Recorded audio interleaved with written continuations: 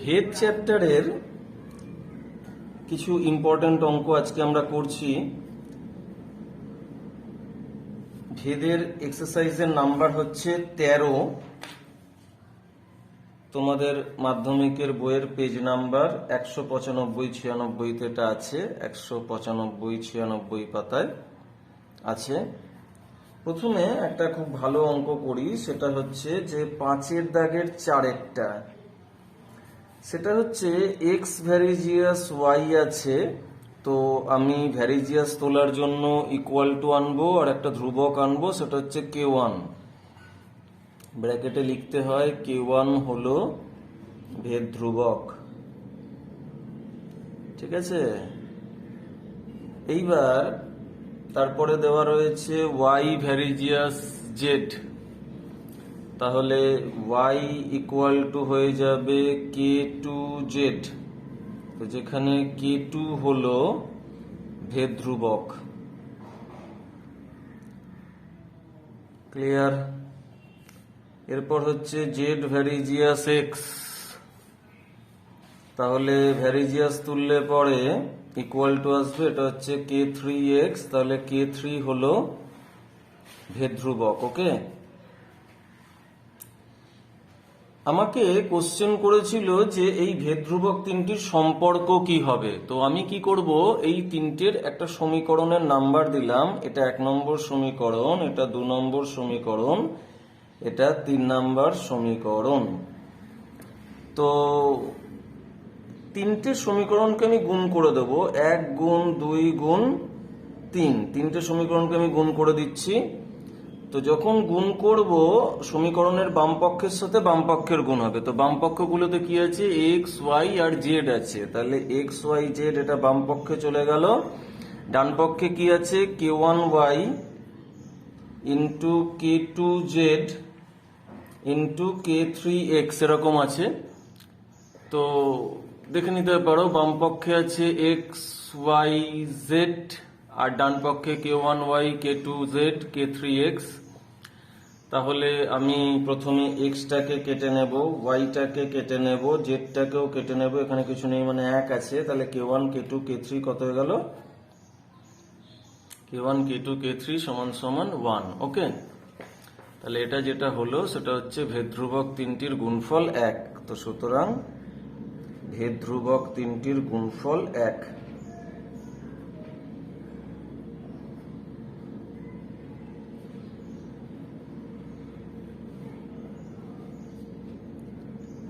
এটাই হচ্ছে নির্ণয় সম্পর্ক, এটাই অ্যান্সার, ঠিক আছে। এটা ভালো অঙ্ক করি। এটা 6-এর দাগের 1-এ রয়েছে, বলেছে x plus y varies as x minus y. তো তোমরা জানো এরকম সরল ভেদে থাকলে পরে এক্স প্লাস ওয়াই এর নিচে যদি এক্স মাইনাস ওয়াই চলে আসে, মানে যদি অনুপাত করে দিই, সেটা ধ্রুবক হবে। সরল ভেদে থাকলে অনুপাত ধ্রুবক হয়। ব্র্যাকেটে লিখতে হয় কে হলো ভেদ ধ্রুবক। আমি সেই অঙ্কগুলোই করছি যেগুলো টেস্ট পেপারে আছে বা মাধ্যমিকে আসার সম্ভাবনা আছে। প্রথমে আমি যেটা করব, এটাকে হোল স্কোয়ার করে নেব, মানে বাম পক্ষের x plus y x minus y ওপর নিচে হোল স্কোয়ার করে দিলাম, তাহলে ডান পক্ষকেও স্কোয়ার করতে হবে। এটা লিখে দিলে ভালো হয় যে উভয় দিকে বর্গ করে পাই, উভয় দিকে বর্গ করে পাই, ঠিক আছে। তাহলে এই যে উপরে আছে x plus y whole square, নিচে আছে x minus y whole square, আর এখানে আছে কে স্কোয়ার, নিচে কিছু নেই মানে 1 আছে। এবার এটাকে আমি যোগভাগ প্রক্রিয়া করব। যোগভাগ প্রক্রিয়া মানে এই যে লব, তার সাথে যোগ হয়ে যাবে হর, হর হচ্ছে এক্স মাইনাস ওয়াই তার হোল স্কোয়ার, আবার লব থেকে হর বিয়োগ হবে, লব হচ্ছে x plus y whole square minus হর হচ্ছে x minus y whole square. তো ডান পক্ষেও তাই করতে হবে, লব প্লাস হর, লব মাইনাস হর, এটাকে বলে যোগভাগ প্রক্রিয়া। তো যোগভাগ প্রক্রিয়া দ্বারা পাই, যোগভাগ প্রক্রিয়া দ্বারা পাই। ওকে, এইবার যেটা আমাকে করতে হবে x plus y whole square plus x minus y whole square, এটা একটা ফর্মুলা তোমরা জানো যে এক্স প্লাস ওয়াইটাকে এ ভাবো, আর সরি এক্সটাকে এ ভাবো ওয়াইটাকে বি ভাবো, তাহলে এক্স প্লাস ওয়াই হচ্ছে এ প্লাস বি হোল স্কোয়ার আর এক্স মাইনাস ওয়াইটা হচ্ছে এ মাইনাস বি হোল স্কোয়ার। তো এই ফর্মুলাটা হচ্ছে 2 ইন্টু এ স্কোয়ার প্লাস বি স্কোয়ার, নিচে এটা এ প্লাস বি হোল স্কোয়ার, মানে এক্সটাকে এ ভাবছি ওয়াইটাকে বি ভাবছি, মাইনাস এটা এ মাইনাস বি হোল স্কোয়ার, কারণ এক্সটাকে এ ভাবছি ওয়াইটাকে বি ভাবছি। এটার ফর্মুলা হচ্ছে 4ab মানে 4 ইন্টু এক্স ইন্টু ওয়াই। আর এই যে k square plus 1 into by k square minus 1 আছে, এটাকে আমি কে ড্যাশ বলে ধরে নিলাম, তাহলে একটু কম লিখতে হবে আর কি। কে ড্যাশ হচ্ছে k square plus 1 by k square minus 1। ওকে,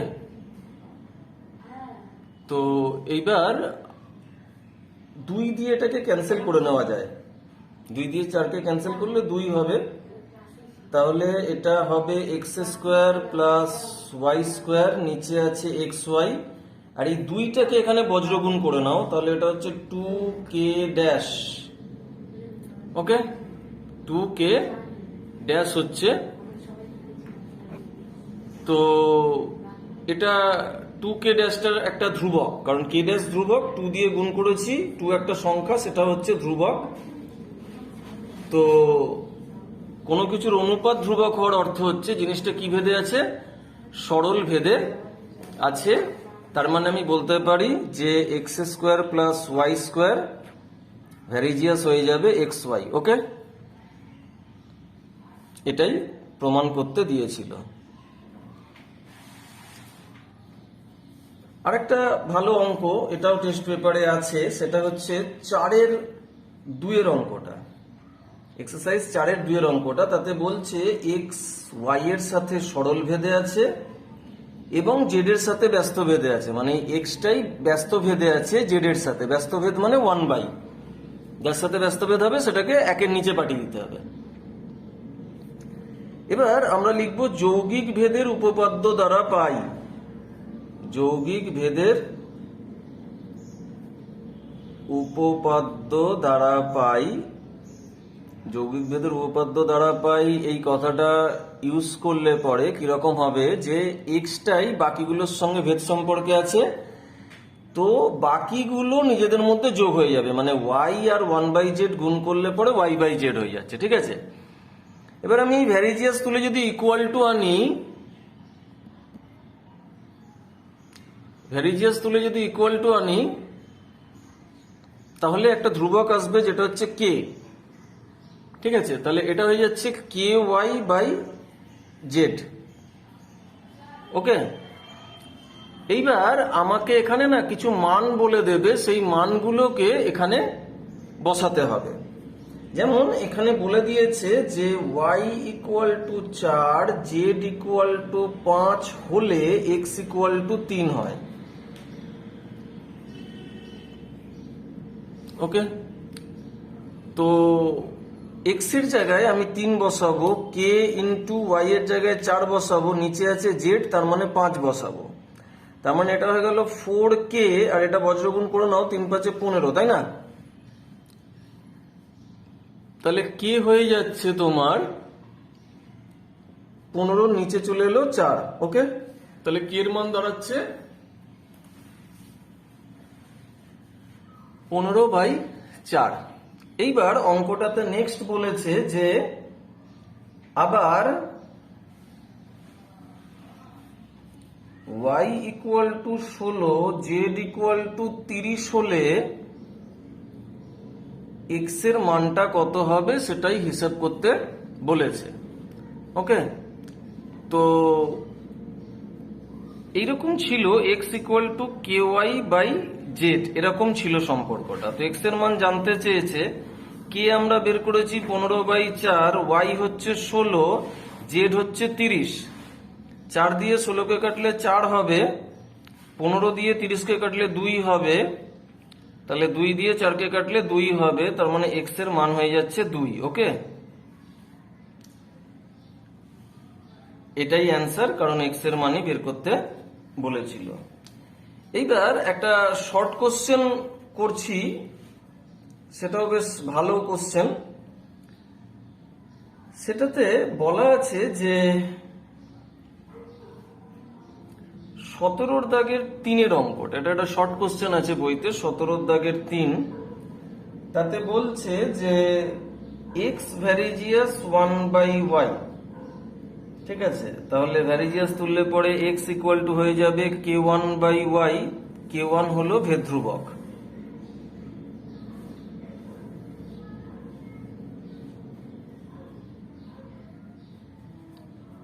এবার এখান থেকে না আমি y এর মানটাকে বের করে নেবো, মানে y-টাকে x এর জায়গায় পাঠিয়ে দাও, তাহলে x-টা নিচে নেমে যাবে। এটাকে 1 নম্বর সমীকরণ দিয়ে দাও, মানে y এর এই মানটাকে আমি ব্যবহার করতে পারবো। পরের সম্পর্ক বলেছে y ভ্যারিজিয়াস 1/z, ঠিক আছে? ওকে, তো এখানে ভ্যারিজিয়াস তুলে ইকুয়াল টু আনলে একটা ধ্রুবক আসে, তাহলে এটা হয়ে যাবে k2, কারণ আগের বার k1 ধরেছিলাম, তাহলে k2 হলো ভেদ ধ্রুবক। আলাদা আলাদা সম্পর্ক, তাই ধ্রুবকটাও আলাদা আলাদা ধরছি। k1 একটা আলাদা ধ্রুবক, k2 একটা আলাদা ধ্রুবক, কিন্তু ধ্রুবক অবশ্যই, কারণ ভ্যারিজিয়াস তুললে ধ্রুবকটা লাগবে ইকুয়াল টু আনতে গেলে। এবার এই y এর জায়গায় না আমি k1/x যে মানটা সেটাকে বসাতে পারবো, ঠিক আছে? তো আমি y এর জায়গায় বসালাম k1/x, আর এটা হচ্ছে k2/z, ব্র্যাকেটে লিখে দেবো 1 থেকে পাই, মানে 1 নম্বর সমীকরণ থেকে আমি y এর ভ্যালুটাকে এনে বসিয়েছি। এবার আমি যদি ক্রস করে নিই ব্যাপারটা, ক্রস মাল্টিপ্লাই, তাহলে k2টা নিচে চলে আসবে, এখানে x-টা উপরে চলে যাবে। তার মানে x/z সেটা হচ্ছে k1/k2, মানে ধ্রুবক। তো কোনো কিছুর অনুপাত বাই আছে মানে কি এটা অনুপাত আছে, x উপরে z নিচে, ঠিক আছে? এই অনুপাতটা ধ্রুবক, অনুপাত ধ্রুবক হলে কি হয়, জিনিসটা সরল ভেদে হয়, মানে x ভ্যারিজিয়াস z। এটাই জানতে চেয়েছিল যে x z এর সঙ্গে সরল ভেদে আছে না ব্যস্ত ভেদে আছে, তো সুতরাং x z এর সাথে সরল ভেদে আছে।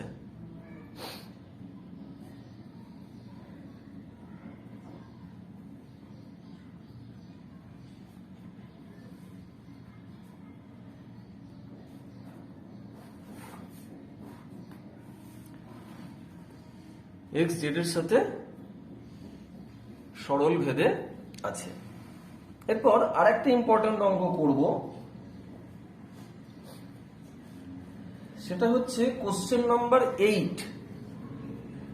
তাতে বলছে 15 জন কৃষক 5 দিনে 18 বিঘা জমি চাষ করতে পারে। 15 জন কৃষক, তো আমি কৃষক সংখ্যাটাকে প্রথমে x বলে ধরে নিলাম। কৃষক সংখ্যাটা হচ্ছে x, তারপর বলেছে 5 দিনে, তার মানে দিন সংখ্যাও একটা ম্যাটার। দিন সংখ্যাটাকে আমি y বলে ধরে নিলাম, ওকে। তারপর কি বলেছিল, 18 বিঘা জমি চাষ করতে পারে, তাহলে জমির পরিমাণ সেটাকে আমি z বলে ধরে নিলাম।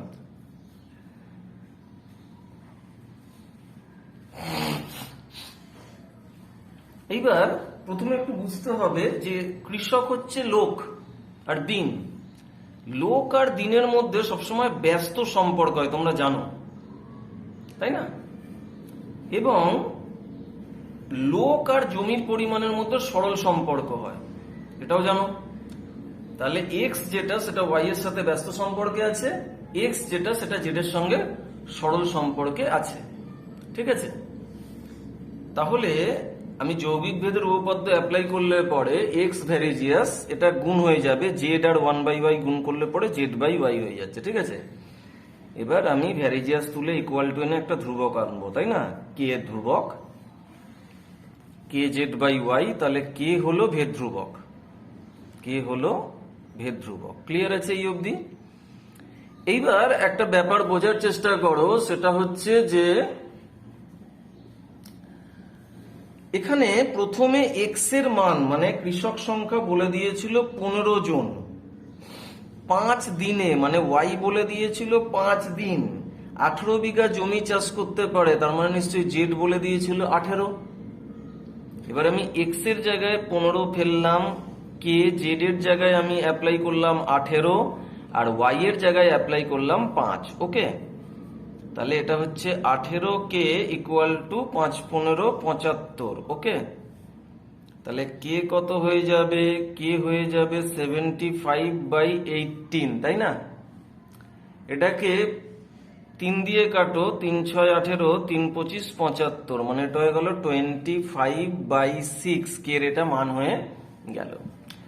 এইবার বলেছিল অঙ্কটাতে ভেদ তত্ত্ব প্রয়োগ করে দেখাতে হবে 10 জন কৃষক, মানে এক্স এবার বলে দিয়েছে 10, কারণ এক্স কৃষক সংখ্যা ধরেছিলাম।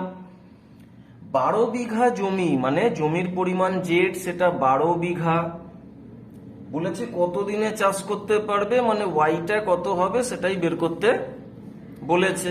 আমি প্রথমে সম্পর্কটা লিখে নেব, x equal to k z by y. X হচ্ছে 10, কে হচ্ছে 25/6, জেড হচ্ছে 12, নিচে ওয়াই জানি না। ঠিক আছে, প্রথমে এই 6 দিয়ে 12কে কাটো, হয়ে যাবে 2। ঠিক আছে, তাহলে যদি আমি বজ্রগুণ করে নিই, 10y হয়ে যাচ্ছে 25 দুগুণে 50, তাই তো? তাহলে y কত হয়ে যাবে? 50-এর নিচে নেমে যাবে 10, কেটে দিলে পরে y হয়ে যাচ্ছে 5। ক্লিয়ার? তার মানে কত দিনে চাষ করতে পারবে? 5 দিনে চাষ করতে পারবে। তো সুতরাং 5 দিনে চাষ করতে পারবে।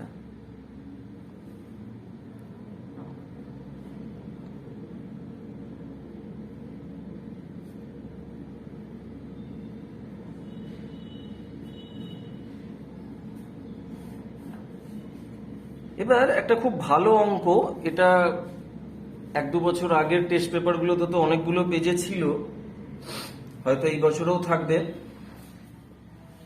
15 অঙ্কটা বলছে গোলকের আয়তন তার ব্যাসার্ধের দৈর্ঘ্যের ত্রিঘাতের সঙ্গে, ত্রিঘাত মানে ঘাতটা 3, তো ব্যাসার্ধ যদি আর হয় তো ব্যাসার্ধর ত্রিঘাত হয়ে যাবে r3। আমি ধরে নিচ্ছি প্রথমে যে গোলকের আয়তন হচ্ছে ভি।